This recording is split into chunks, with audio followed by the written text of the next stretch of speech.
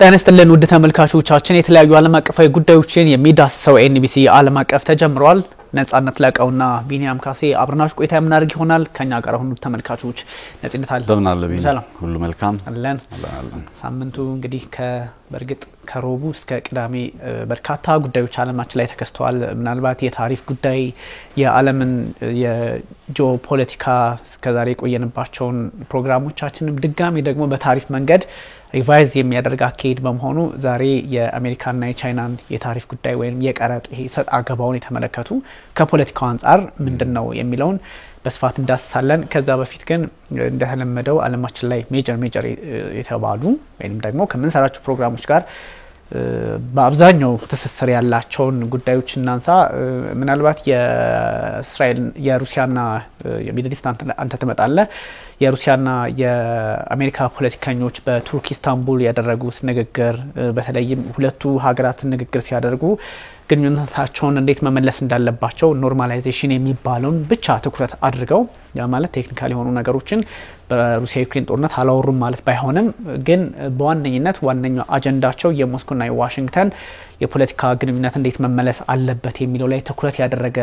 ውይይት በቱርክ ኢስታንቡል ካደረጉ በኋላ በተመሳሳይ የአሜሪካ በተለይም የዶናልድ ትራምፕ ልዩ ተወካይ መልእክተኛ ስቲቭ ዊትኮቭ እንዲሁ ሴንት ፒተርስበርግ ገብተው ከፕሬዚዳንት ቭላድሚር ፑቲን ጋር በተለያዩ ጉዳዮች ላይ ተወያይተዋል። ከተወያዩባቸው ጉዳዮች መካከል ያው የሁለቱን ሀገራት ግንኙነት ድጋሚ እንዴት ማድረግ አለብን መመለስ አለብን የሚለውና የዩክሬንን ጦርነት መቋጨት አለብን የሚሉ ጉዳዮች በስፋት ተነስተዋል። ያ ማለት ግን ሜጀር የሆኑ ነገሮች እንደ አዲስ ተብለው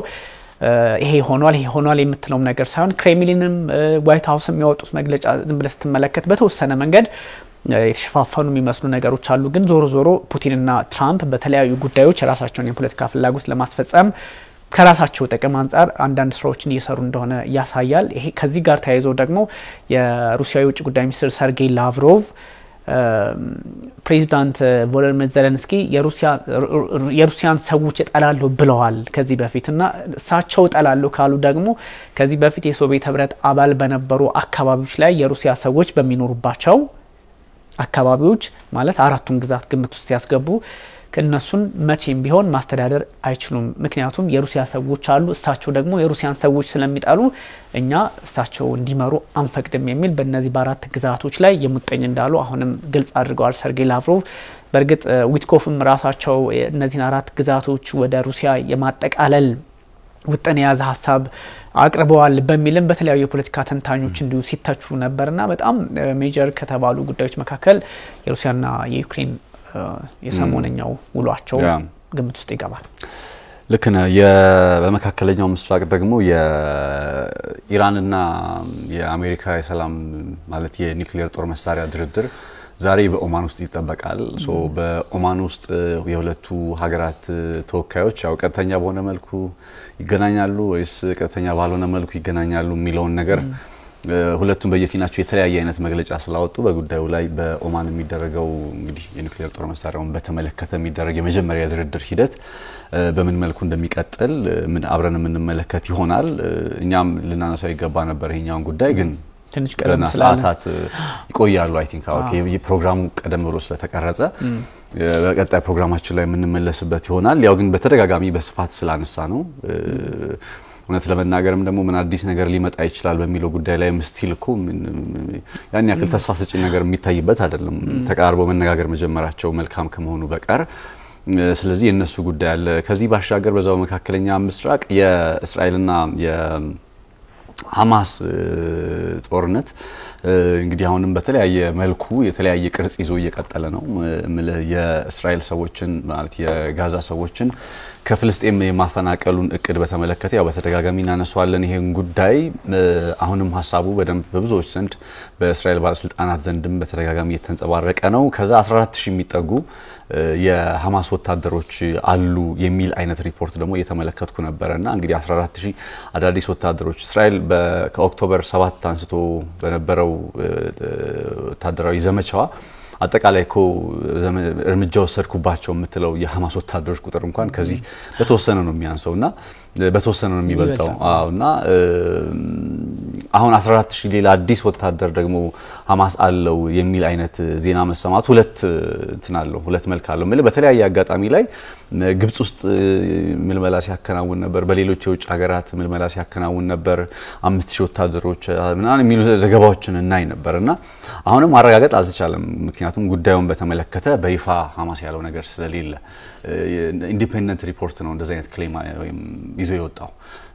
ስለዚህ በሁለት መልኩ ማየት አሪፍ ነው ብያስባለሁ አንድ እስራኤል አሁንም የምታከናውነው ዘመቻ ለመቀጠል እንደ ፕሪቴክስት የምትጠቀምባቸው አይነት መረጃዎች ሊሆኑ እንደሚችሉ ስጋት አለኝ ብለ በእንደዚህ አይነት እንግዲህ አመት ምናምን ካለፈ በኋላ በየትኛው የጋዛ ክፍል ላይ ምን ተአምር ተፈጥሮ እንግዲህ ራይት ናው እኮ እስራኤል የሌለችበት የጋዛ አካባቢ ላይ የለም ማለት እኮ አንችልም ማለት የለም ብለን ልንገልጽ አንችልም አይደል ስለዚህ በዛ ቦታ ላይ በከየት ነው እንግዲህ 14000 የሚጠጋ ወታደር እንደ አዲስ ተመለመለ የሚባለው የሚለው ነገር መጠየቅ አለበት ብዬ ስለማስብ ነው ሌላው በዚሁ በእስራኤልና በፍልስጤም ጉዳይ ላይ የፈረንሳይ አቋም ትንሽ አስገራሚ የሆነ መጥቷል ባለፉት ቀናት ወደ ግብጽ ወደ ራፋ ድንበር ጋር ሄደው ከዛ የግብጽ ባለስልጣናትንም አግኝተው ምናምን ተመልሰው ነበር ኢማኑኤል ማክሮን የጋዛ ሰዎች መፈናቀልን አልቀበልም ብለው ነበር ያው በተደጋጋሚ ይሉ እንደነበር ይታወሳል አሁን አዲስ ነገር ያሉት ግን ተከታትሎ በመጣ መልኩ የፍልስጤም እንደ ሀገር እውቅና ለመስጠት አይ ቲንክ ፈረንሳይ ፍላጎት እያሳየች መጣለች ይሄንን ጉዳይ ሐማስም ተቀብሎታል ማለት ያው ፈረንሳይ የተባበሩት መንግስታት ድርጅት የጸጥታ ምክር ቤት ውስጥ ያለች ሀገር ስለሆነች የፈረንሳይ ይሄኛው አቋም ከቅርብ ጊዜያት ወዲህ በምዕራብ ዓለም ምናቃቸው ሀገራት አሉኮ ተደጋጋሚ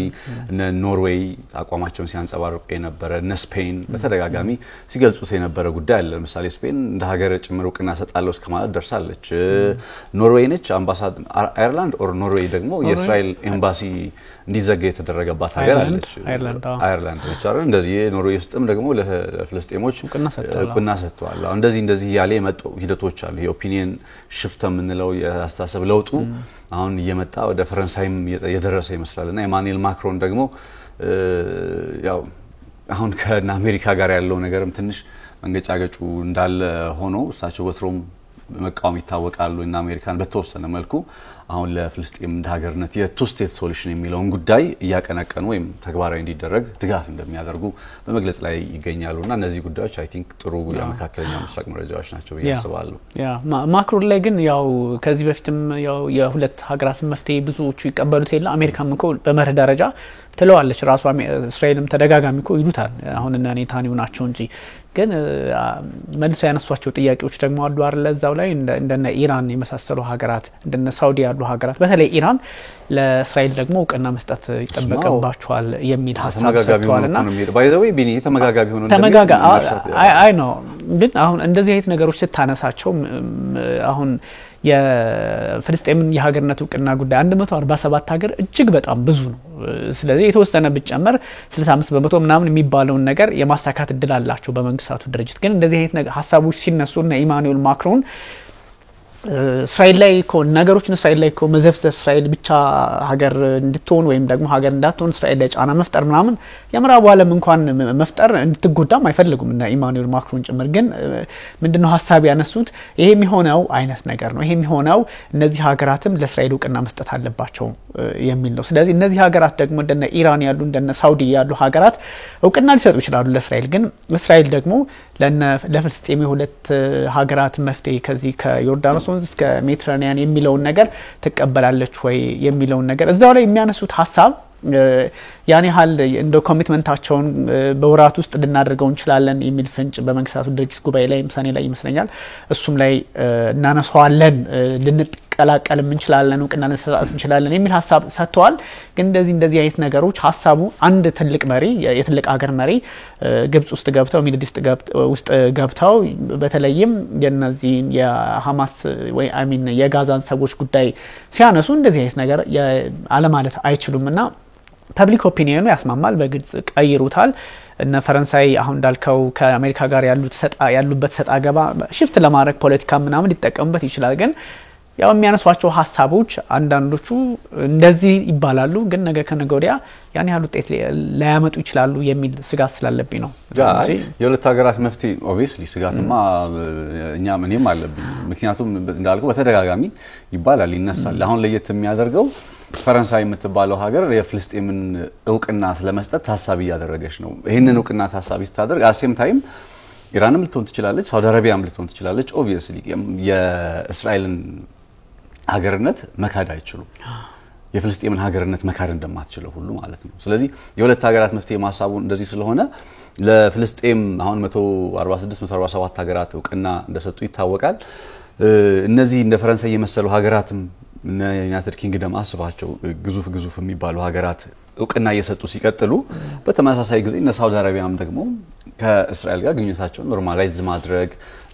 መፍትሄ ከሆነ እየታሰበ ያለው ትልቁ ግን ማጠንጠኛው የሚሆነው ምንድነው? በጣም ፕሮብለም የሚሆነው በየማስበው እስራኤል እንደ ሀገር የኔታንያሁ መንግስት የሁለት ሀገራት መፍትሄ የሚለውን ጉዳይ አይፈልገውም ማለት በመርህ ደረጃ ይቀበለዋል። በተግባር ግን እንዲያውም ለምሳሌ ጋዛን በተመለከተ አንድ ጽሁፍ ያነበብኩ ነበር። ጋዛን ለምንድን ነው የሚፈልጉት በሚለው ጉዳይ ላይና በዚህ በቀይ ባህር አድርጎ በግብጽ አቋርጦ የሚያልፍ የስዊዝ ካናል አለ አይደለ? የስዊዝ ካናል አመታዊ ስንት እስከ 9 ቢሊዮን ዶላር ገደማ የሚገኝበት አይነት መተላለፊያ ነው ሜዲትራኒያን እና ቀይ ባህርን የሚያገናኝ። አሁን አስበው በሰናይ በረሃ አድርጎ ማለት በኢትዮጵያ ማለት እስራኤል ባለችበት ፓርት ከዛ በጋዛ በኩል ሊያልፍ የሚችል ጋዛው ከሜዲትራኒያን ባህር ጋር ተዋሰን የለም ከዛ ሜዲትራኒያን ጋር የሚያገናኝ የእንደ ስዊዝ ካናል አይነት የንግድ መስመር ቦይ ስለመስራት ታሳቢ የተደረገ ነው እና ለዛም ነው አሁን የኔታንያሁ መንግስት በዋናነት ጋዛን ከመጠቅለል ፍላጎት ውስጥ በጣም እየፈለገ የሚገኘው የሚል አይነት ዘገባን ያየው ነበርና ባለፈውም ካስታወስ ከጠቅላይ ሚኒስትር ቤንያሚን ኔታንያሁና ቀለል ብሎ ነው ተድበስብሶ ነው ያለፈው። ያው ትራምፕ የሚያወሩት ነገር ብዙ ጊዜ አወዛጋቢ ስለሆነ ይታለፋል እንጂ ምንድነው ያሉት ጋዛን እስራኤል ለፍልስጤማውያን ሰጣቸው እኮ ነው ያሉት። እዚህ ነጭ ቤተ መንግስት ሆነው ምሳ ከበሉ በኋላ መግለጫ አልሰጡም። በቃ እስራኤል ጋዛን ለፍልስጤሞች ሰጣ ነበር። ሰጣ ደግሞ አልቻለም። አካባቢው ሰላም ሊሆን አልቻለም። ስለዚህ ያው መልሳ መውሰድ አለባት የሚል አይነት ሐሳብ ያነሱ ነውና በዛ አካባቢ ላይ እስራኤል የሁለት ሀገራት መፍትሄ ተብሎ ሲታሰብ ፈረንሳይም ትበል ሌሎች ኢራንም ትበል ምናምን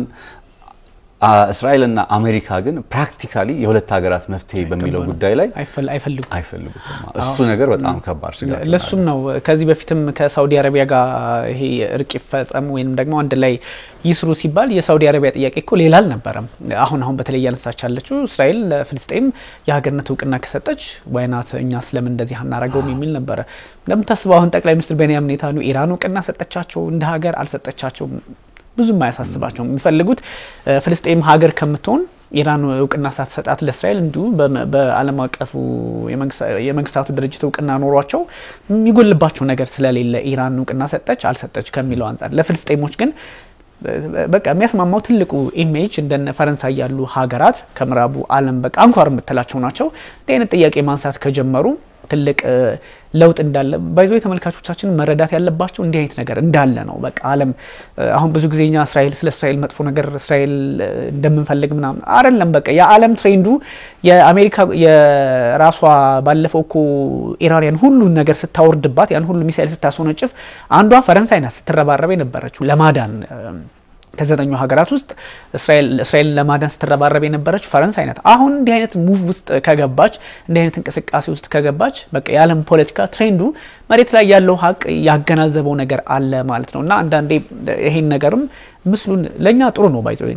ማለት ፍታዊ ሆኖ ለሚሰራ ሰው አንድ ወገን ይዞ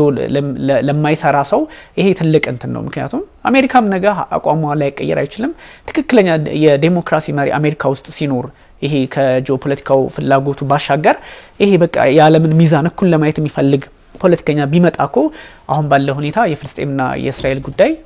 ስለ ሰባዊነት የሚያሳስበው መንግስት ከመጣ የሚመጣ ከሆነ በዚህ መንገድ ሊቃኝ ይችላል ከሚለው አንፃር ነው ብዙ ነገሮች የተቀየሩ እንደሆነ ይጠቁማል ነው። I think ወደ ዋናው ጉዳያችን ንግባ። ታሪፉ ትንሽ ብዙዎች የሁለቱን በርግጥም ሀያል ስትሆን ልታሳዩ የምትችለው ነገር ዓለም የተመለከተችበት ነው። ትራምፕ ፌብሩዋሪ ወደ ነጩ ቤተ መንግስት ከመጡ በኋላ ወደ ዋይት ሃውስ ከመጡ በኋላ ከፌብሩዋሪ 4 ጀምረህ እስከ አሁን ወይንም ደግሞ እስከ ኤፕሪል 10 አካባቢ ድረስ እስከ ሮብ ሐሙስ ድረስ ማዕቀብ ሲጥሉ ነበርና እሳቸው እንግዲህ 10% የቤዝላይን ታሪፍ እኛን ጨምሮ ተጣለ 10% ከዛ በተለያየ ስቴፕ በተለያየ በነገራችን ላይ 15% የ20% አለ እንዲህ ያሉ በቻይና ላይ ያለው ብቻ ስንወስድ እስከ 34 ቻይና 34 84 125 እያለች ሄደች ከዛ ደግሞ አሜሪካን ስትመለከታት መጀመሪያ 10 ከዛ 50 እንዲህ እስከ 54 ምናምን እያሉ እስከ 104 አሁን ዶናልድ ትራምፕ ደግሞ 125 አደረሱት ቻይና 84 ስታደርሰው ከዛ ደግሞ በአንዳንድ ምርቶች ላይ እስከ 145% ትራምፕ ታሪፍ ጥለዋል ያ ማለት ግን አሁን ባለው ሁኔታ ይሄን ፕሮግራም እስከቀረጽንበት ሰዓት ድረስ ቻይና 125 ላይ ቆማለች አሜሪካ ፐብሊክሊ 125 ላይ ነው ያለችው አንዳንድ ምርቶች ላይ አሜሪካ 145 አድርሳቸዋለች ስለዚህ አንዱ የሆነ ነገር ሲል ሌላው እንደዚህ ያለ ሲቀጥል በትክክል ሀያል ስትሆን ሌላውንማ ይንኮ ከዶናልድ ትራምፕ ጋር ዶናልድ ትራምፕ የዚችን የ90 ቀን እፎይታ ወይንም ፖዝ ሲያረጉ አብዛኞቹ ከትራምፕ ጋር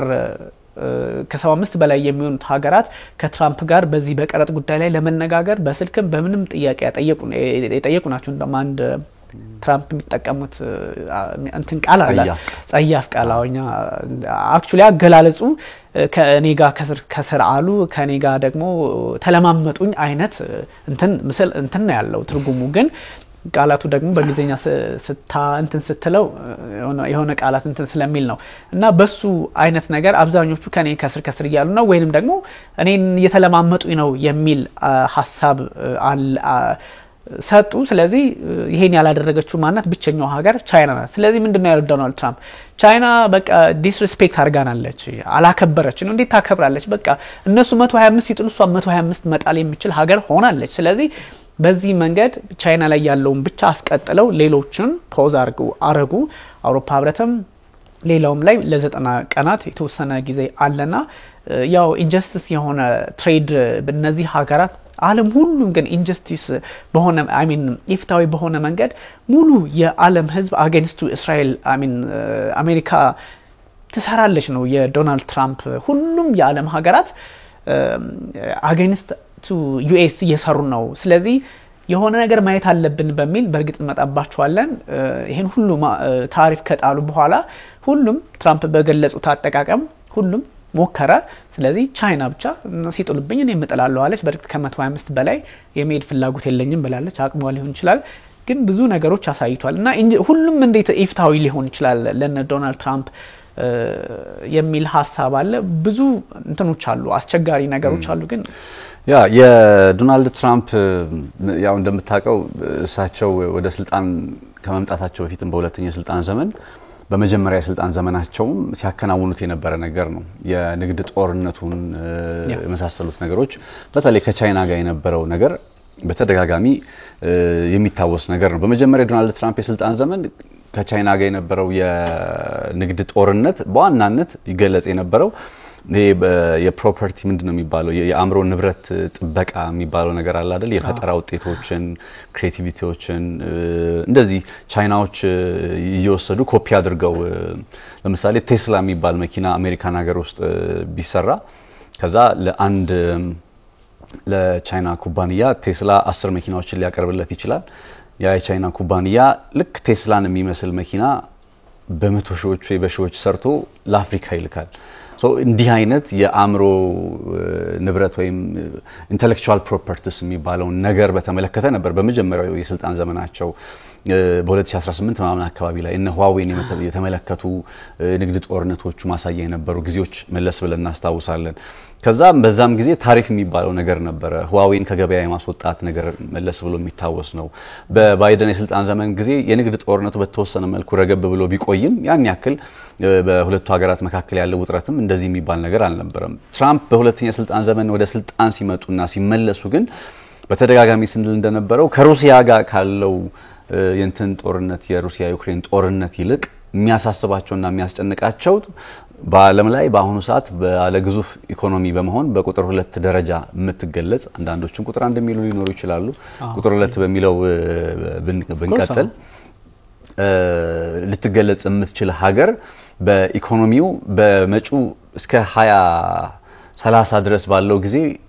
ጂዲፒዋ በጣም የሚያድግ እስከ 2050 ባለው ጊዜ እስከ 2030 ነው የዓለም ቁጥር 1 ኢኮኖሚ ትሆናለች ተብሎ የሚጠበቀው ቻይና ምልክ አንዳንድ ፋክቶች አንፃር በዚህ ደረጃ ትክክለኛዋ በኢኮኖሚው ዘርፉ ላይ ምክንያቱም የአሜሪካን ታላቅነት ሴኩሪ ያደረገው ዓለም ላይ ከጦር መሳሪያው ከምናምን ውጪ ባለ ግዙፍ ኢኮኖሚ ሆና እንድትወጣ ያደረጋት ዶላርን መቆጣጠሩ የመሳሰሉት ነገሮች አይደሉ አሁን ቻይና የምትከተለው ፓተርን አለ በተመሳሳይ ሁኔታ የዓለም ግዙፍ ኢኮኖሚ እየመሰረተች ነው የምትገኘውና በዚህ ኢኮኖሚ ላይ ምን ያክል ሀገራት ይንጠለጠላሉ በዚህ ኢኮኖሚ ላይ ምን ያክል ሀገራት ተጠቃሚ ሆናሉ የሚለው ነገር ወደፊት በተለይ ከ2030 በኋላ በሚመጡት ጊዜያት ነው የምንመለከተው አሜሪካ ደግሞ ከቀዝቃዛው ጦርነት መጠናቀቅ በኋላ ባሉት ጊዜያት ከሁለተኛው ዓለም ጦርነት በኋላም ብለን ልንገልጽ እንችላለን በቻይናን ጨምሮ የዓለምን ሀገራት እንግዲህ እንደ ዓለም ቁጥር 1 ባለ ግዙፍ ኢኮኖሚ አንጠልጥላ የመጣች ሀገር ነች ወደ አሜሪካ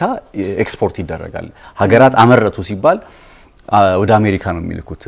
የሆነ ነገር ፈጠሩ ሲባል ወደ አሜሪካ ነው የሚላከው እንዲህ ሲባል ወደ አሜሪካ ቻይናም ቢሆን ማለት ነውና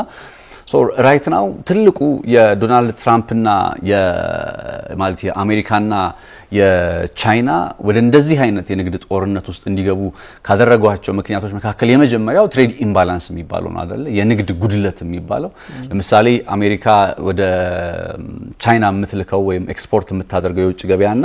አሴም ታይም ደግሞ ከቻይና የምታስገባው ኢምፖርት የምታደርገው ማለት ነው ትልቁ ችግር ያለው ትሬድ ዲፊሲት የሚሉት እነሱ ማለት ነው እዚህ ጋር የተፈጠረው ክፍተት ነው ለምሳሌ ቁጥራዊ መረጃውን ከተመለከትከው 472 ምናምን ቢሊዮን 440 ቢሊዮን ዶላር ገደማ የሚሆን ወደ አሜሪካ የሚገባ ኤክስፖርት የሚደረግ ነገር አለ ከዛ ደግሞ ኢምፖርት የምታደርገው ቻይና ከአሜሪካ ኢምፖርት የምታደርገው ደግሞ ወደ 140 ምናምን ነው 145 ቢሊዮን በዚህ መካከል የ270 ምናምን 95 እንደዚህ 295 ቢሊዮን ዶላር ትሬድ ኢምባላንስ የንግድ ጉድለት ተፈጠረብኝ ነው የምትለው ስለዚህ በማስገባው ልክ ቻይና እየገዛችኝ ቻይናን በመገዛት ልክ አሜሪካ የምትለው እየገዛችኝ አይደለም ስለዚህ ይሄንን ታሳቢ አድርጋ ተመጣጣኝ የሆነ ምክንያቱም እነ ቻይና ያደጉ ያሉት ሌላ በምንም እኮ አይደለም አሁን ቁጥር 1 ቻይና ዓለም ላይ ይሄን ሁሉ ምርት አምርታ በዓለም ቁጥር 1 ባለ ግዙፍ ኢኮኖሚ ሆና የት ነው የምትልከው የገበያዋ መዳረሻ የት ነው ብለ ስትመለከት አንደኛ አሜሪካ ነች አይደል ከዛ በሀገራት በተናጠል ደረጃ ከተመለከትከው አውሮፓ ህብረትን ጠቅላላ አድርገህ ካየ አውሮፓ ህብረት ሊመጣ ይችላል ግን እንደ ሀገራት ማለት በተናጠል ለይታ ከተመለከትክ ሁለተኛ ሆንግ ኮንግ ነች የምትመጣው እንዲህ ያሉ ነው እነ ጀርመን ምናን የሚከተሉት ቁጥር 1 ያለችው አሜሪካ ነች ስለዚህ ከአሜሪካ ጋር ያላት የንግድ አጋርነት በአመት እስከ 400 ምናምን ድረስ 445 ቢሊዮን ዶላር ድረስ የሚጠጋ አይነት የንግድ አጋርነት እንግዲህ ኦልሞስት ግማሽ ትሪሊየን ዶላር ማለት ነው አይደል ይሄን አይነት የንግድ አጋርነት ፈጥራ ተጠቃሚ የሆነችበት ያለች ሀገር ቻይና እስከሆነች ድረስ እንግዲህ ኢኮኖሚዋን በምን ያክል እየደጎመችበት 3% ኢኮኖሚ ደጎማለች እንግዲህ አስብ የጂዲፒን 3% ያክል ተጠቃሚ ከሆነች እኔ እንዲያውም 1%, 1.5% የሚል ነገር ያየው ነበርና ግን በዚህ ደረጃ ነው ለጂዲፒያቸው ያለው ኮንትሪቢዩሽን ራሱ ለቻይና ቀላል አይደለም አሁን በዚህ ነባራዊ ሁኔታ ዶናልድ ትራምፕ ሂኖውስ በቃ ይሄንን ነባራዊ ሁኔታ አሜሪካ የምትባለው ሀገር አቅሟ ምንድነው ተብሎ ሲታይ የጦር መሳሪያ ምናምን እንደምትለው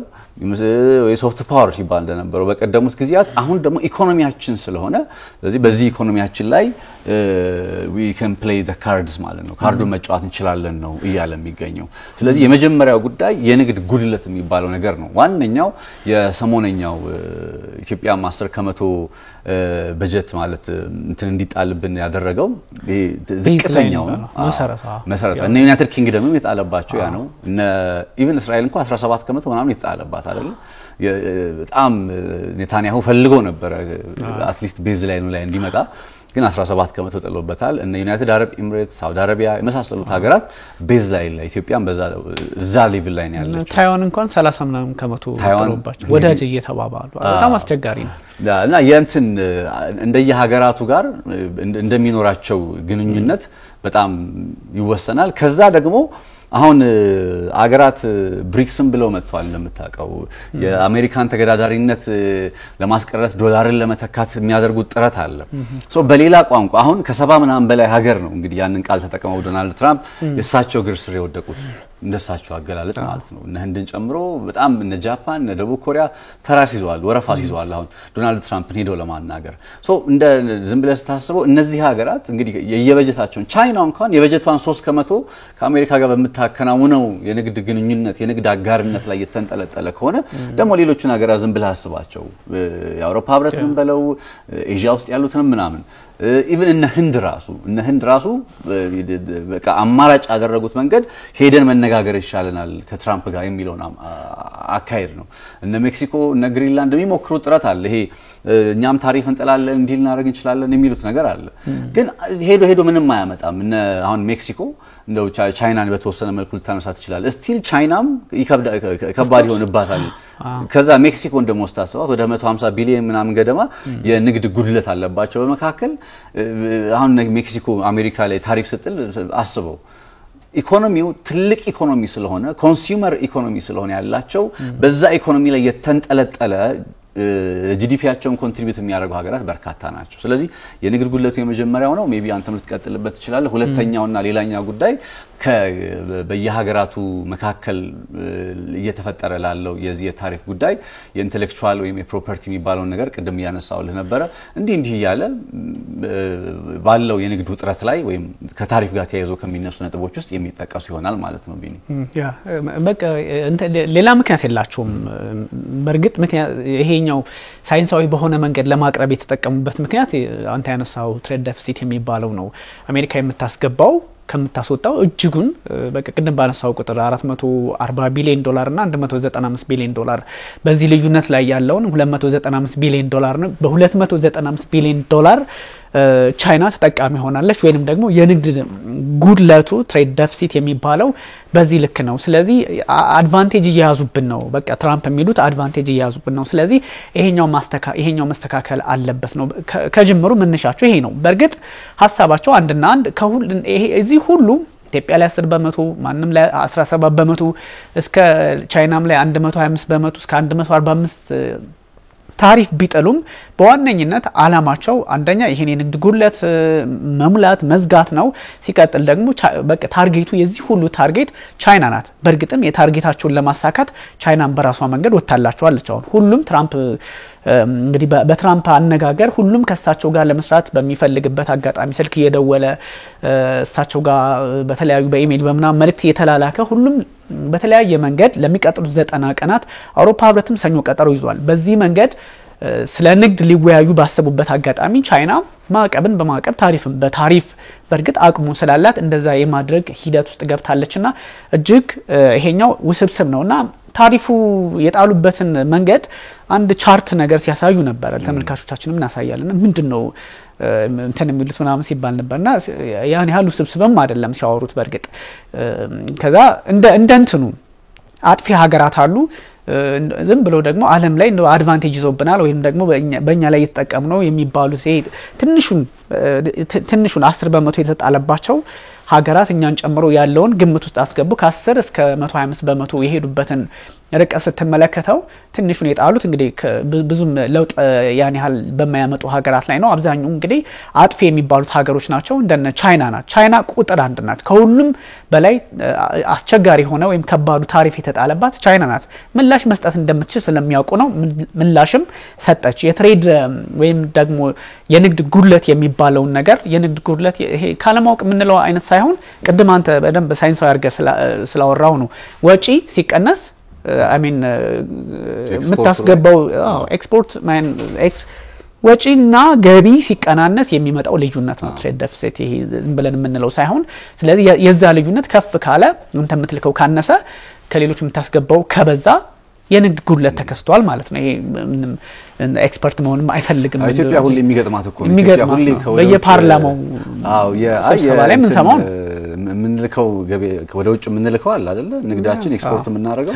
ግን በጣም በብዙ እጥፍ ደግሞ እናስገባለን። ያ የሚፈጥርብን የንግድ ጉድለት የንግድ ክፍተት አለ።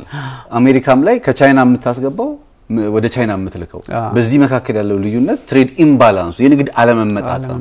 ኢምፖርት ማይነስ ኤክስፖርት አይነት ነገር ማለት ነው እንደዚህ በዚህ ሂደት ነውና ታሪፉን እንዴት ነው የጣሉት በዚህ ልክ ቀደም ባነሳናቸው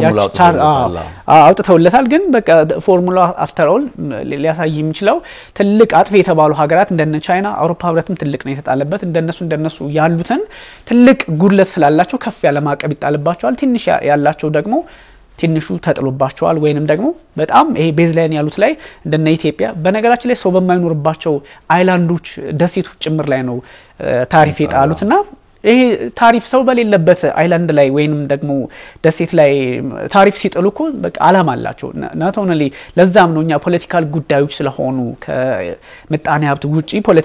የፖለቲካው ነገሩ ስለሚያመዝን በዛ አንፃር ለመቃኘት እንትን ያልነውና ይሄ ነው ያ ማለት ታሪፉ አሁን ለምሳሌ የ$20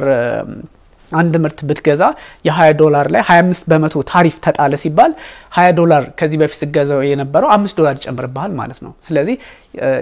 ችግሩ እዚህ ላይ ነው ትራምፕ ምናልባት የአሜሪካን ህዝብ በኋላ ስንመጣበት ጫና አይፈጥርም ዋጋ ይቀንሳል ምናምን ይያለ የራሳቸውን ምክንያት ቢያቀርቡም አስቸጋሪ የሚሆነው ይቺ 5% ለምሳሌ ከቻይና ከሚገዙት ምርቶች ላይ የ$20 ጉድ ወይም ደግሞ የሆነ ቁስ ያስገባው ማቴሪያል የ$20 25% ታሪፍ ስጥልበት $5 የሚጨምር ከሆነ ይችን የሚጨምሩት የትኛው ላይ ነው ይችን የ$20 ምርት የሚገዛው የአሜሪካ ኩባንያ ላይ ነው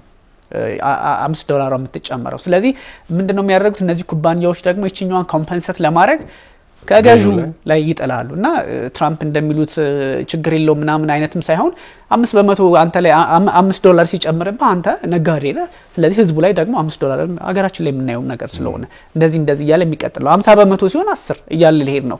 125 አድርሰውታል እንግዲህ አስበው ከነበረው ዋጋ እጥፍ ሆኖ ሊሄድብ ነው ማለት ነውና በዚህ መንገድ ቀጥለውበት ነው ነገሩን ሁሉን ነገር እዛ አካባቢ ላይ ያለው ንግዱ ላይ ያለው ነገር ቻይናን ኢላማ ውስጥ ያስገባ ስራ መስራት አለብን ብለው ያሰቡትና የትራምፕ አካሄድ ዞሮ አሁን ባለ ሁኔታ ፕራይስ አሜሪካ ውስጥ ሊቀንስ ይችላል ይላሉ እንዴት ነው የሚቀንሰው ካልን ደግሞ ቀደም ባነሳናቸው ሐሳቦች ላይ ቀንስ ይችላል እሳቸው የሚሉት ግን ሀገር ውስጥ ያለውን ማኑፋክቸሪንግን ሀገር ውስጥ ያለውን ኢንዱስትሪ በተለይም ይሄ ኢንዱስትሪ ቤዝ የሚባሉትን በጣም በገፍ ምርት የሚያመርቱ ጉድስ የሚባሉትን የሚያመርቱ ኩባንያዎች እነሱ እንዲነቃቁ ያደርጋል ነው የሚሉት እነሱ ምንድነው የምናረጋው የሚሉት ዶናልድ ትራምፕ እነዚህን ኩባንያዎች ሀገራችን አሜሪካ ውስጥ ያሉ ኩባንያዎችን መከላከል ከውጭ ውድድር አላስፈላጊ ከሆነ ከውጭ ውድድር ተከላክለን ውድድራቸውን አሜሪካ ውስጥ ብቻ እናደርገዋለን ስለዚህ እነዚህ ደግሞ ውድድራቸው ሀገር ውስጥ ሲሆን ለኮንሱመሩ ቀደም እንዳልኩ ለተጠቃሚው መልሰው ውድድሩ ሲሆን ዋጋው ይቀንስለታል የሚልም ደግሞ የራሳቸው አሰራር አላቸው በዚህ መንገድም የአሜሪካ ህዝብ እንዳይጎዳ እናደርጋለን ይላሉ ግን ስለዚህ ታሪፉ በጣም አግባብ በሌለው መንገድ የሚጣለው እነዚህን ኩባንያዎች ዲስካሬጅ ያደርጋል አያበረታታም አንተ ይሄን ሁሉ ማዕቀብ ሲጣልብህ ለምን ከቻይና ትገዛለህ ስለዚህ እዛ ውስጥ ኮምፒቲሽን ታረጋዋለህ at the same time ህዝቡም ተጠቃሚ ይሆናል ምክንያቱም ውጭ ላይ ያለውን ነገር ከውጭ ኃይሎች በተለይም ከነ ቻይና ከተከላከልከው ያገሪቱን ኩባንያዎች እርስ በርሳቸው ሲወዳደሩ ደግሞ ህዝቡን ተጠቃሚ እናደርጋለን የሚል መከራከሪያን ያነሳሉ ያም ሆኖ ግን ከቻይና ጋር ያላቸው ግንኙነት ስቲል እኮ the biggest partner ናቸው ይሄን ሁሉ ማዕቀብ እየተጣጣሉ ይሄን ሁሉ ታሪፍ እየተጣጣሉ still the biggest partner ናቸው ለዚህ ነው ቀደም እንዳልከው ቁጥር 2 ናት ቻይና ኢኮኖሚዋ ግን በተናጠል መለኪያዎች PPP የሚባሉ 3 ፒዎች አሉት የኢኮኖሚስቶች ያቁታልና በዛ በተናጠል አንዳንድ መለኪያዎች ደግሞ ቻይና ልክ በጦር ኃይል አሜሪካ እንደኛ ናት ግን በመርከቡ ኃይል ምንድነው በባህር ኃይል ደግሞ ቻይና ቁጥር 1 ሆናለች የሚሉ መረጃዎች አሉ በእንደዚህ አይነት ደግሞ በሆነ ኢኮኖሚ በሆነ የበለጠችበት ሊኖር ይችላልና እንዳልከው within 10 years ምናምን ቻይና በዚህ ግስጋሴው የምትቀጥል ከሆነ አሜሪካን አትገዳደርም ሪፕሌስ አታረጋትም ማለትም አይደለም ለዛም ነው ማን ነው ያሰበው ዶናልድ ትራምፕ 10% ጣለ ማን ነው 10% ይጣለው ሁሉም በመግለጫ ጋጋታ ለማስፈራራት ሞከሩ ቻይና 125% ደርሳለች ይሄ እጅግ በጣም አደገኛ ነው ልክ ነው አሁን ታሪፉን ዝም ብለህ ጠቅለል አድርገህ ካየኸው የሚያሳይ ዓለም ሁሉ ወደ አሜሪካ ይልካል ኢትዮጵያን ጨምሮ ሁሉም ሀገር ይልካል እንደያቅም ሁሉም ይልካል ግን በሚፈልገው ደረጃ ደግሞ ከአሜሪካ አይገዛም ወይ በሚመጣጠን ደረጃ እንኳን ከአሜሪካ አይገዛም ገብቷል ወደ ገበያህን የገበያ መዳረሻ አድርገህ አሜሪካን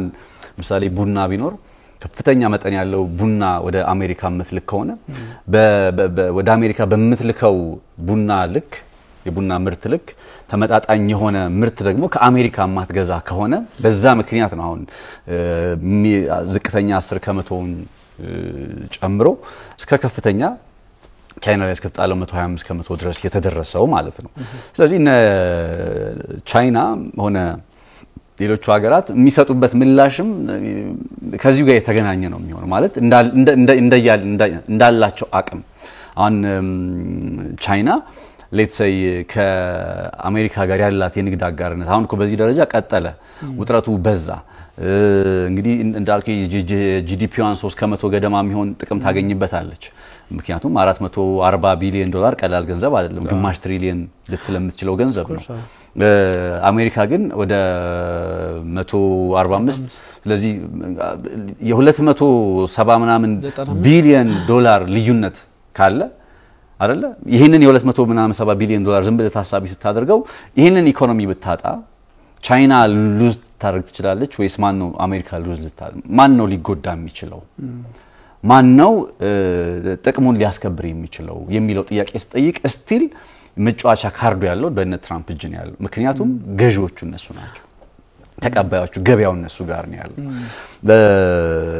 ይሄኛውን ነገር አይ ቲንክ አሁን እንደየንትናም ሌሎች ሀገራትም ይሄንን የንግድ በቃ የንግድ ጦርነቱ የታሪፉ ሰለባ አላለመሆን ምንድነው ማድረግ ያለባቸው ከተባለ ሲምፕሊ በመትልከው ልክ ወደ አሜሪካ በመትልከው ልክ ከአሜሪካ መግዛት ነው የዓለም ቁጥር 1 ኢኮኖሚ ሆና እስከምትቀጥል ድረስ ምንም አማራጭ የለም for the next 10 years 15 አመት 5 አመት we don't know እንግዲህ እነ ቻይናም እየመጡ ነው ከዛም ቻይናም ከመጣሽ በኋላ የአሜሪካ ኢኮኖሚ ባንዲ እንኮታኮታል አንልም አይደል ምንም እንኳን እንደ እንትን ይሄ ምንድነው የተንደረ ወደ በቁልቁለት ጉዞ ላይ ነው ብንልም እንኳን ግን ስቲል ለተወሰነ ጊዜ አመጣጥ አንፃር ነው እንጂ መቆየቱ አይቀርም ስለዚህ እንትነን ግንኙነትን ማጠናከር ከነሱ ጋር አሁን እነ ዶናልድ ትራምፕ ይዘው የመጡት ፖሊሲ እንደዚህ ከሆነ አገራትም ለዛ ነው በቃ አሁን ለምን አንተ ቻይናስ እንደው የሆነ ተስፋ አድርጋ እንበል አክቹሊ ከተስፋው በላይ ጂኦፖለቲካሊ ኢሜጁን ነው የፈለገችው ቻይና አዝ ኤክስፔንስ ኦፍ ጂዲፒ ነው ጂዲፒዋ 3% ቢጎዳ ይሻላል ለቻይና በጂኦፖለቲካ ላይ እስካሁን ድረስ ይዛው የመጣችው ምስል ከሚናጋባት ይልቅ ምክንያቱም አሁን ዲፔንደንቱና 120 ምናምን 125% እንትን ተጥሎባት ልክ እንደነ ህንድ ኦር ምናምን ደውለው በቃ እንደራደር ምናምን ካሉ ስቲል አንደርዶግ ነው የሚሆኑት አይደለ ያንን አይነት ኢሜጅ መፍጠር አልፈለጉም ትራምፕም እኮ ተንኮለኛ ናቸው ለሩሲያ አልጣሉም ለኢራን አልጣሉም ሰሜን ኮሪያ ላይ አልጣሉም ቻይናን ብቻ ለይተው ከዛኛው ምድብ ላይ ያሉ ከምንላቸው ሀገራት ቻይናን ነው ለይተው መምታት የፈለጉት ቻይናን ከነዚህ ሀገራት ጋር እኩል ማለት አልፈለጉም አሁን እነዚህኞቹ ሀገራት ቢኖር ለምሳሌ ሩሲያ ብትኖርበት እዚህኛው ጋር ምላሽ ሲሰጡ ምን ይሆናል እነ ሩሲያ እነ ቻይና የሆነ በተመሳሳይ ነገር ላይ የመምጣት የመቆም ህንድና ቻይና ሊቆሙ አይችሉም የታወቀ ጉዳይ ነው ህንድና ቻይና ብሪክስ ነው እንደው ትንሽ እንደው ያቀራርበው ያቆማቸው እንጂ በተመሳሳይ ሊቆሙ የሚችሉ ሀገራት አይደለም ተፎካካሪ ሀገራት ስለሆኑ ሩሲያ ብትኖር ግን አትሊስት በተወሰነ መልኩ ከጎን ልትቆም የምትችል ሀገር ስለምትሆን ማለት ነው ሩሲያ ያው የትሬድ እንትን ሜላቸውን በአሁኑ ሰዓት እንደምታውቀው ከአሜሪካ ጋር አዎ ሌላ ማዕቀብ በዚህ ነው አክቹሊ ፖለቲካሊ ያንተ ግንዛቤ በደንብ አለው ከዛው ውጭ ደግሞ ምክንያት ሊሆን የሚችለው ያቺ ቻርት ያስቀምጧታል አይደል አሁን ባለው ሁኔታ የንግዳቸው ሁኔታ የኢራን የሩሲያ ከአሜሪካ ጋር ያለው የሚታወቅም ስለሆነ ያስኬድ ያው እንትና ማነች ሩሲያ የአሜሪካ የኒውክሊየር ኢንዱስትሪ 25% ሮ ማቴሪያል የምታቀርበው ሩሲያ ነች ገብቷል 25% የአሜሪካ የምትባለው ሀገር የኒውክሊየር ዩራኒየም የምታቀርበው ሮ ማቴሪያል የምታቀርበው እንደዛ ከሆነች እስቲ በማዕቀብ ልምታት ብትል በንግድ ላግኛት ብትል ግን እንትኑን አልፈለጉትም ብዬ ነው ማስበው ማስተባበሩን ከነ ቻይና እነ ሩሲያ ድጋሚ የሚተባበሩበት እድል መፍጠር አልፈለጉም ሱማ ባዶ መሬት ላይ ምንድነው ደሴት ላይ ማዕቀብ የጣሉ ብዙ ምክንያት አለ ስለዚህ ያን ለቻይናዎቹ ደግሞ ልክ ናቸው ብዬ ማስበው ምንድነው at the expense of በቃ ጂዲፒያቸውን ጎርተውም ቢሆን ይሄ ዓለም ላይ አሁን እኮ አንተ ራሱ ያልካል ነበር ሌላው ሀገር ትራምፕ ግር ስር እንትን ሲል ምን እንበል እሳቸው ባሉት ቋንቋ መቼም ታንገ ከስር ሲል ቻይና ግን ደረቷን ነፍታ ስቲል እየተመላለሰች ነው እስከመቼ እንደሚቀጥል የምናየው ቢሆንም ዩሲ የፈጠረችውን ኢሜጅ አስበው ይሄ ዓለም ላይ እናንተ ላይ ብቻ አይደለም ዓለም ላይ ይሄንን በማድረጉ አሜሪካ 125% እንትን ጣለችባት ቻይና ላይ ሲባል ቻይና መልሳ እኮ አሜሪካ ላይ 125% ዜናው እንደዛ ነው የህንድ ጉዳይ ወይም የሌላ ሀገር ጉዳይ ግን እንደዚህ አይደለም ሶ በዓለም ላይ የሃይላስ የግሎባል የጂኦፖለቲካል አስፔክቱ ላይ የመሪነት ጉዳይን አስጠበቀ ስትቀጥል የሆነ ሳክሪፋይ የምታረጋቸው ነገሮች ይኖራሉ አይ ቲንክ ቻይናም እያደረገች ያለው አንደኛው ይሄ ይመስለኛል እስከምን ያክል ጊዜ ይቀጥላል የሚለው ጥያቄ ቢሆንም ሌላኛው እነ ትራምፕ ማሳካት የፈለጉት አሁን የእነንትና ኢኮኖሚ በጣም ሌላው ቤዚክ የሆነው ነገር የአሜሪካ ኢኮኖሚ ለምሳሌ በ1940ዎቹ 50ዎቹ ወይም ከዛ ጊዜ በፊት በነበሩት ኢንዱስትሪያል የሆነ ኢኮኖሚ ነበር አምራች ኢኮኖሚ ነበር ኮንሱመር ብቻ አልነበረም አምራች ማኑፋክቸሪንግ ኢንዱስትሪ የነበረበት የግዙፍ የሆኑ የአሜሪካ መሰረተ ልማት እኮ ይባላል የዛሬ 50 ዓመት ያለበት ደረጃ ጋር ቆሟል እኮ ነው የሚባለው አሜሪካ ኢንዱስትሪዎቿ ያኔ ነው የቆሙት የዛሬ 50 ዓመት ነው የቆሙት ኢንዱስትሪዎቿ ያኔ ሲቆሙ ማህበረሰቡ ምን ሆነ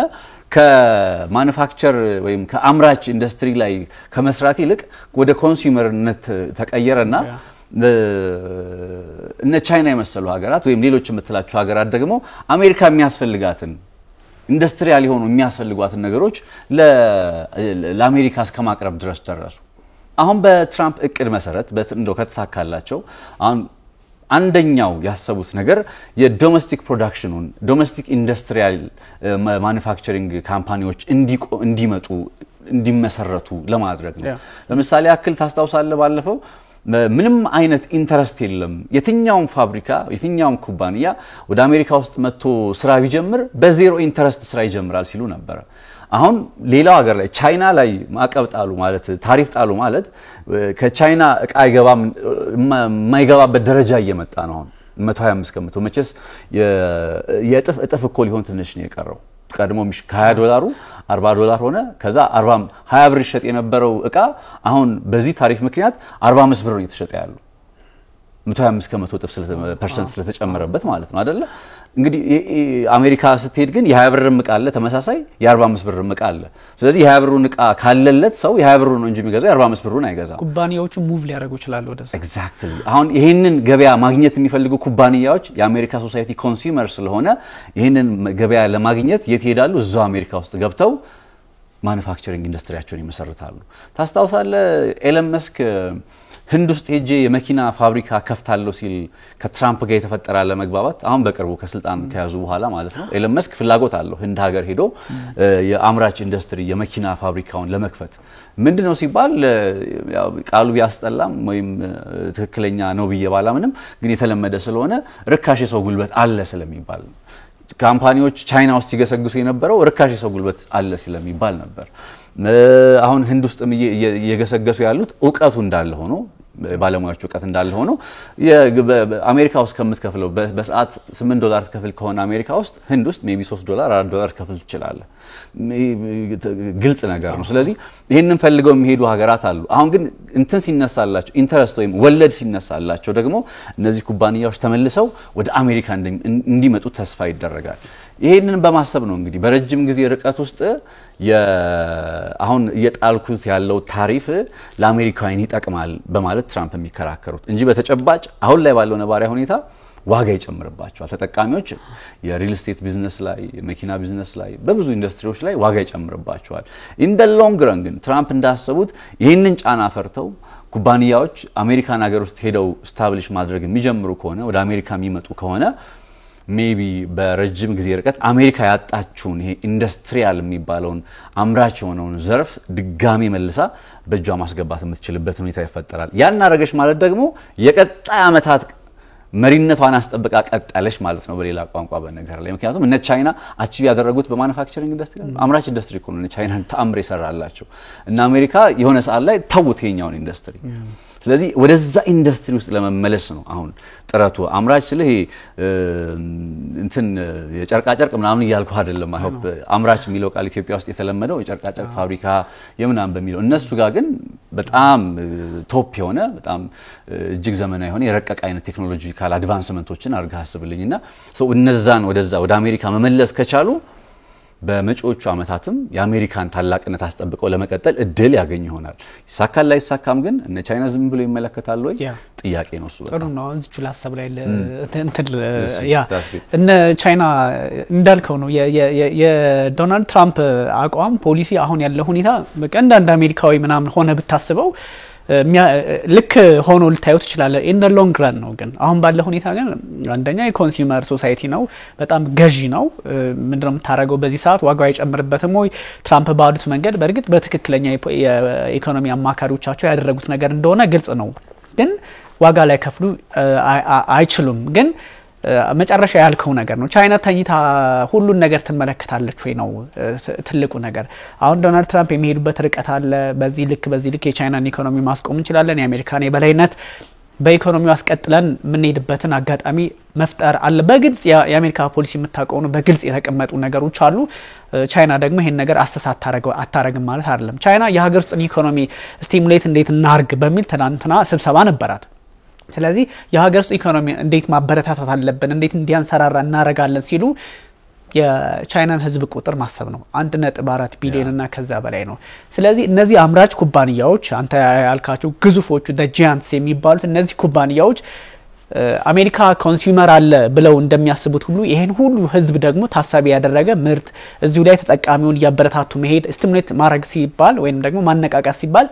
የራሳቸው ምርቶች ራሳቸው ቻይናውያን በርግጥ እንዲህ አይነት ባህልም ልምድም አላቸው ሜድ ኢን ቻይና ነው አይደል በኤቭሪዌር አንድ ቻይናዊ ሊገዛ የሚፈልገው እንደው ያን ያህል ለአይፎን አይሰለፉም ለሁዋዌ ነው የሚሰለፉት ያ እንደዚህ አይነት መርህ ስላላቸው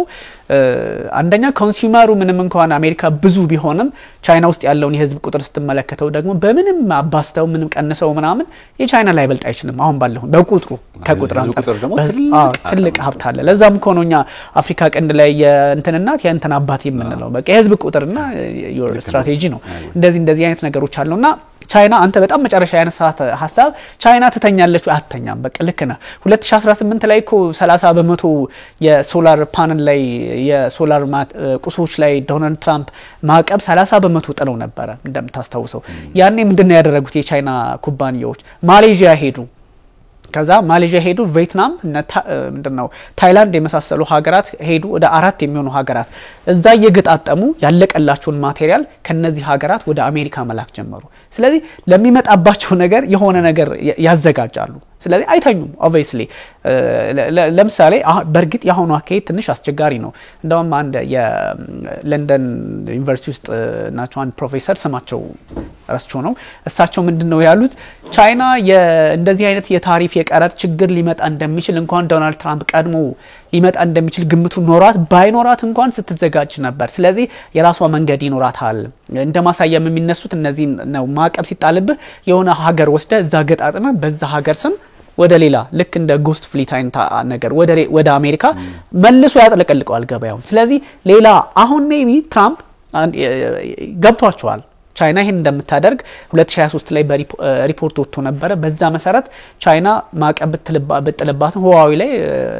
ብትጥልበትም ሁዋዌን ደግሞ የሆነ ሀገር ጋር እንደዚህ ግንኙነት ፈጥራ ቻይና በዛ ሀገር በኩል ገቢዋን የምታገኝ ከሆነ ምንም የታሪፍ ማዕቀብ ልትለው አትችልም ወይ ምንም ልትለው አትችልም ዞሮ ገቢ ይመጣላታል ስለዚህ አሁን ምንድነው ያደረጉት ዶናልድ ትራምፕ እንዲህ አይነት እንቅስቃሴ ባለበት አጋጣሚ ሁሉም ሀገር ላይ ማዕቀብ መጣል ወይንም ደግሞ ታሪፍ መጣል የሚል ነገር ስለዚህ ታይላንድም የታሪፍ ሰለባ ነች እና ቪየትናም ሁሉም የታሪፍ ሰለባ ሆኗል ስለዚህ አሜሪካ ማና ቻይና እንደባለፈው እንደ ሶላር ፓናሎቹ አይነት ነገር ታሪፍ የተጣለባትን ጉድስ የሚባሉት ላይ ወይም ደግሞ ምርቶቿ ላይ እነሱን ለማምለጥ ኤስኬፒዝም ሜተድ ለመጠቀም ፈልጋ የሆነ ሀገር ሄዳ ገጣጥማ ወይም ደግሞ በዛ ሀገር ብራንድ ቢሆን በምንም መንገድ ኩባንያዎቿ ልከው አሜሪካ ውስጥ ለተጠቃሚዎች እንዲደርስ እንዳታደርግ አሁን ሁሉንም ሀገር ኢምፓክት አድርገዋል ዶናልድ ትራምፕ ስለዚህ እንደ በፊቱ አይደለም አሁን አንቀዋቸዋል የሚል ነገር አለ ግን አንቀዋቸዋል ቢባልም ይሄ ጋር የወጣው መረጃ ስለሆነ የቻይና ፖለቲከኞች የቻይና ይሄ ከኢኮኖሚ ባሻገር ስለሆነ ነው የቻይና እነ ሺ ጂንፒንግ አይተኙም ምንድነው ያሉት ቃል አቀባዩ በየትኛውም መድረክ በየትኛውም ግንባር ከአሜሪካ ጋር ለፋይት ለማድረግ we are ready ነው ያሉት በግልጽ ስለዚህ ምንም እንኳን እንደ ቀደም ያነሰው 295 ቢሊዮን ዶላር ከአፍሪካ ጋር ያላት እንኳን ትርፍ ያላት አመታው የንግድ ልውውጥ ኮብትውስጥ ይሄን ያህል የትርፋን እንኳን አይደርስም ከስራም ሊሆን ይችላል sometimes ለፖለቲካና ለእንትን ፕላስ ደግሞ ሁለተኛው ያንተ ሐሳብ ላይ ኢሜጅዋን መቀየር አትፈልግም የሳት ቀየርም አንደኛ ኢሜጅ አሁን ቻይና ስንል የሆነ የኮሙኒስት ግንዛቤ ኖሮን ምናምን አይደለም በቃ ቻይና ስላሳየች ነው አይደል በተወሰነ መጠን በሂደት ያየነው ነገር ስለሆነ አሜሪካ ናት አሜሪካ ወራላትም አላወራላትም እሷ ናት ይሄን ሁሉ ግርግር የፈጠረችው because powerful ስለሆነችና ይሄ ግምት ውስጥ ይገባልና የኮንሱመሩ ጉዳይ የነዚህ ጥቃቅንና በርግጥ እነሱ ከዛ አልፈዋል ብቻ የሆኑ ምርቶችን የሚያመርቱት ጭምር አሁን አሜሪካ ውስጥ ማንሰራራት አለባቸው ሲያንሰራሩ ቀደም እንዳነሳ ነው የቻይና ኩባንያዎችም ሆኑ ሌሎች ኩባንያዎች አሜሪካ ውስጥ ሄዳው ፈሰስ ያረጋሉ ስለዚህ የአሜሪካ ኮንሱመር የሆነው ሶሳይቲ በቀላሉ የሚገዛበትን አጋጣሚ ለመፍጠር የተደረገ እንትን ነው እና ብዙ ነገሮችን አስቀምጠዋል ዶናልድ ትራምፕ አንደኛው ቤተር ትሬድ ዲል የዲል ሰው ናቸው ባይዘው ዶናልድ ትራምፕ በጣም ይሄ በስምም ማለት ስምምነት ሲባል በሚያደርጓቸው ስምምነቶች አሜሪካ ተጠቃሚ መጽሐፍም ስላላቸው አሜሪካ ተጠቃሚ የሚሆንበትን መንገድ የምትሆንበትን መንገድ በስምምነት ማስቀጠል አለብን ብለው የሚያስቡ ነው በቃ ከዚህ በፊት በባይደን ያላየናቸውን አሁን ጸብ የሚመስሉ ነገሮች ቢኖሩም ሚድል ኢስትም ላይ የተወሰነ ነገር እየተመለከትን ነው ሩሲያ ጋርም ያለውን ነገር እየተመለከትን ነው ስለዚህ ወዳጅ ከነበሩት ጋር በግልጽ የመጣላትም አይነት አቋም ያላቸውም ይመስላልና የተሻለ የንግድ ስምምነት ወይም የንግድ ድርድር ለማምጣት ዶናልድ ትራምፕ ተጠቅመውበታል ተብሎ ይታሰባል አንደኛው አምቢሽናቸው ይሄ ነው ተብሎ ነው የሚታሰበው ካየውኮ 90 ቀን ሰጡ አይደል ስለዚህ ሁሉንም ማተራመሱት ማንንም ሰው የሌለበት ሳይቀር ማንንም ሁሉንም ማተራመሱት ኤክሰፕሽናል የሆኑ ቀደም ያነሳናቸው ሀገሮች እንዳሉ ሆኖ ስለዚህ ቤተር ትሬድ ዲል ፈልገዋል ሲባል የተሻለ የንግድ ስምምነት ያስፈልጋል ሲባል በሁለተኛው ቀን ነው በሶስተኛው ቀን ረቡ ተግባራዊ ይደረጋል ሲባል ወዲያው ለሁሉም አነሱና የ90 ቀናት እፎይታ ጊዜ ሰጥቻለሁ አሉ ስለዚህ ሁሉም ሊደራደር ነው ኤክሰፕት ቻይና ስለዚህ ቤተር ዲል ይፈልጋሉ ሲባል በዚህ ስምምነት መጥፎም የሆነው የነበረው አሜሪካ በዚህ ሁሉ ሀገራት ላይ ማዕቀቧን ብትቀጥልበት ታሪፏን ብትቀጥልበት against አሜሪካ ሁሉም ይቆማል አውሮፓ ህብረት እኮ መግለጫ ሲያወጣ ነበር እነ ሺ ጂንፒንግም እድሉን አገኘን ብለው አውሮፓ ህብረትን አብረን ስራ የሚል ጥሪ ያቀርበው ነበር ስለዚህ ትራምፕ ወዲያውኑ ሐሳባቸውን ለውጠው አብረን ለ90 ቀናት ነገሩን ምንድነው በዲል መንገድ እንመልከተው እንደራደር አሉ ስለዚህ የተሻለ ድርድር ፈልገው ነው የሚለውን ሐሳብ የሚያስቀጥል ነው ቀድም ያን ቃል እሺ boosting US industry ቀደም ባነሳነው መንገድ ነው የአሜሪካ ኢንዱስትሪ አንተ ትራንስቷል ከ50 አመት በፊት የነበረው አቋም ህዝቡን ኮንሱመር ያደረገው የአሜሪካ ኢንዱስትሪ የለም ማለት አይደለም ግን በዛ ቴክኖሎጂ ልክ ከፍ ብለው ስለጨመሩት ነው እዛ ላይ የቆሙትም ኋላ ቀር ሆነው አይደለም ከ50 አመት በፊት ዓለም ተኝታ በነበረችበት ጊዜ እነሱ ከፍ ስላሉ ክላይማክስ ላይ ስለደረሱ ነውና ያን ድጋሜ ሪቫይቭ ያረጋሉ ሲባል እዛ ላይ የቆሙበትም ላይ ሳይሆን አሁን ባለው ቴክኖሎጂ መሄድ ነው ፕላስ ደግሞ የዶላር ነገር የብሪክስ አባል ሀገራት ዶላርን ወደ ኋላ ችላ እንላለን ካላችሁ ያንዳንዳችሁ ማዕቀብ ይጣላል ሲባል ሁሉም አሜሪካ ሆይ ነው የሚለው ይታወቃል ያን ግን እንዳይሉ የሚያደርጋቸው ነገር አለ ክሪፕቶ ብዙ ሀገራት በክሪፕቶ ይገበያያል ሩሲያኮ ኢኮኖሚዋን ከመደጉምባቸው አካሄዶች ውስጥ አንዱ ይሄ ነውና ምናልባት ኢንዱስትሪውን ከፍ ማድረግ ወይም ደግሞ ማሳደግ ፕራይስ እንዲቀንስ ማድረግ ምናምን ቀደም ባነሳናቸው ምክንያቶች በተለይም እነዚህ ማኑፋክቸሪንግ ቤዝስ የሚባሉት በገፍ ልክ እንደ ቻይና ኩባንያዎች የሚያመርቱትን ማበረታታት ይፈልጋሉና ከዛ ኮንሱመሩ ላይ ይቀርባል በዚህ መንገድ ነው ከዛ ፌሲንግ ኦፍ ዊት ቻይና ነው ይታወቃል እንደውም ዶናልድ ትራምፕ የሚሉት ከቅርብም የሚሏቸው የአውሮፓ ሀገራት ነው ከሩቅም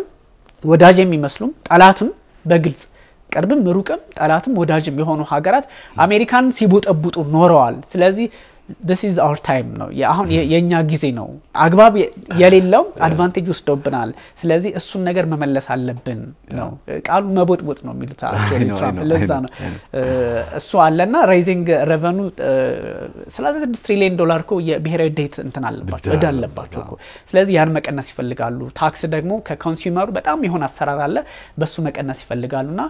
በአፍተር ኦል ደግሞ lower price የሚባለው ዝቅተኛ ዋጋ ለህዝብ ማቅረብ ይችላልው ምክንያቱም ውድድሩ እርስ በርስ ስለሚሆን የሚል ሐሳብ አላቸው አሁን ለምሳሌ ትራምፕ ፖዚቲቭሊ እንዲ ብለው ለአሜሪካ እንደሚጠቅም ሲያሳዩ በቻይና የፖለቲካ ተንታኞች ወይ በሌሎች በገለልተኞች ስትመለከት የትራምፕን ሐሳብ ዜሮ ያደርገዋል ቻይና ደግሞ ኤግዚስት ታረጋለች ቻይና ጠንክራ ትወጣለች ብለ በሆነ ጉዳይ ስታነሳ በሌላ በኩል ደግሞ ብዙ ጊዜ አንተና እኔ የምንከራከራቸው ነገሮች አሉ ቦታ ምንለዋወጥ ምንላቸው እንደዛ ቻይና ተጠቃሚ ትሆናለች ስትል ማትጠቀምበትን የሚያሳዩ ብዙ ምክንያቶች ታገኛለች አሜሪካ ተጠቀማለች ስትል ደግሞ ማትጠቀምበትን ብዙ ያሳዩሃልና አስቸጋሪ ነው ታሪፍ ልክ ነው በጣም ይሄኛው ምን ኦፖርቹኒቲ ያመጣ የሚለው ነገር አይ ቲንክ አሪፍ ይመስለኛል እንደ ታሪፋን ሁሉም ሀገራት ላይ ተጥሏል ቻይና ላይ 125% ተጥሏል እንደ ኢትዮጵያ ለመሰለ ሀገር ላይ ደግሞ 10% ተጥሏል ሶ በዚህ ልዩነት ውስጥ ካለ ነገሩ ካለ እንደ ቻይና የመሰሉ ሀገራት ከሚሞክሯቸው ነገሮች ውስጥ አይደል ጥረት ከሚያደርጉባቸው ነገሮች ውስጥ የመጀመሪያው ስቴፕ ምንድነው በዛው አሜሪካን መገዳደር በሚለው ሳይንስ እነሱ 125% በጀት ማን ነው ታሪፍ መጣላቸው እንዳለ ሆኖ ግን አሴም ታይም ደግሞ ቀደም እንዳልነው የሚያገኙት የነበረውን ነገር ሉዝ እንዳያጡ ገበያው እንዳያጡ ቀደም ብለሃል ለምሳሌ ማሌዥያ ውስጥ ሄደው ሶላር ፓኔሎችን ሲሰሩ ማሌዥያ ውስጥ ሄዱና ማሌዥያ ውስጥ ኩባንያ ከፍተው በማሌዥያ አማካኝነት ወደ አሜሪካ ገበያ ለመግባት ጥረት አደረጉ አሁን ለምሳሌ እነዚህ ሰዎች ሌላ ጥረት ሊያደርጉ የሚችለው ነገር ምንድነው ቻይናዎቹ ሌሎች ሀገራት ውስጥ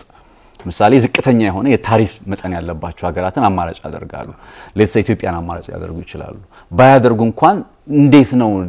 ራሴን ከዚህ አሁን ካለው ኢንቮልቭ ያደረገ ካለው የታሪፍ ምናምን ጉዳይ ተጠቃሚ ላደርግ የምችለው ብሎ ማሰብ ይፈልጋል ራስን ለእንደዚህ አይነት ሁኔታዎች አመቻችተ ቢኮዝ ይታወቃል ኢትዮጵያ ውስጥ ያለው ታሪፍ ለምሳሌ 10% ከሆነ ያንን 10% ታሪፍ ዶናልድ ትራምፕ ዝቅተኛውን ይጣሉት ከቻይና ጋር ስላልሰራ ምናምን ብለን አይደለም አይደል ባለው አጋርነት ምናምን ይመስለኛል ስቲል ባለው የንግድ ጉድለት ልካ ማለት እኛ በመንለከው ሐሳብ ቢኖር የኛ ግን ስለዚህ በሚላክና በሚገባ መጠን ከሆነ ይሄ ነገር የተሰራው እኛ በቃ የምንልከው ለምሳሌ ወደ አሜሪካ የምንልከው ነገር እንዳለ መጨመር የምንችል ከሆነ ሚሊዮን ዶላር ምናምን አለች እንደዚህ የምንልከው 880 ሚሊዮን ዶላር ከሆነ ከዛ ያን የሚመጣጠን ነገር ደግሞ ማምጣት አለብን ነው አይደለ ስለዚህ ከአሜሪካ የምናመጣውን አሁን እኮ ማምጣታችን አልቀረም አሁን እንደ ኢትዮጵያ መሰለ ሀገር ማስገባቱ አልቀረም እኛ ሁሌ እኮ በየአመቱ ነው አንተ ትሬድ ዲፊሲት እኮ ያለብን የበጀት ጉድለት የንግድ ጉድለት ያለብን ሁሌ በየአመቱ ነው ስለዚህ ማምጣታችን ካልቀረ ይሄ በሚጠቅመን ለምሳሌ የሆነ እንደ ቻይና የመሰለ ሀገር ኢትዮጵያ ውስጥ መጥቶ ነበሩ አይደል ለምሳሌ ከሆነ አመታት በፊት በጣም በብዛት እንደዚህ ይሰሩ የነበሩ ምናምን ለጨርቃ ጨርቅ ላይ ምናምን